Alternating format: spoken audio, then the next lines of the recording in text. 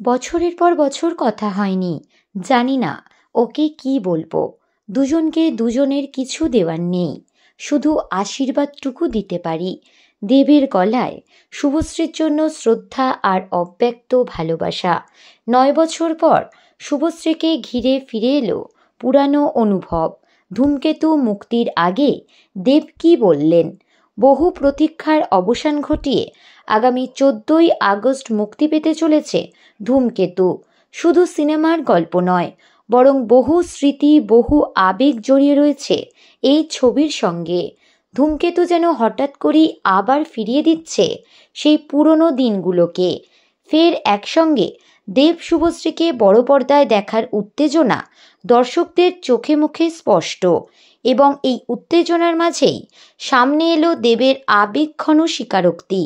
একটি সাক্ষাৎকারে দেব অকপটে স্বীকার করলেন, গত 9 বছরে শুভশ্রীর সঙ্গে তার কোনো কথাই হয়নি। কেবল কাজ নয়, ব্যক্তিগতভাবেও কোনো যোগাযোগ ছিল না। কিন্তু যদি আবার দেখা হয়, এই প্রশ্নের উত্তরে দেব বলেন তিনি জানেন না কি বলবেন। যদি পাশাপাশি বসতে হয়, হয়তো অনেক কথাই বলা বাকি থেকে গিয়েছে। আবার এমনটাও হতে পারে নীরবতাই হতে পারে সবচেয়ে বড় উত্তর। শুভশ্রী যেভাবে পরিবার এবং কেরিয়ার একসঙ্গে সামলাচ্ছে, সেটা সত্যিই প্রশংসাযোগ্য। একজন প্রাক্তন প্রেমিকের মুখে এমন স্পষ্ট সম্মানবোধ শুভশ্রীর প্রতি দেবের অদৃশ্য শ্রদ্ধারই প্রতিফলন। শেষে বলেন, ভালো থাকা খুব কঠিন, খারাপ থাকা সহজ।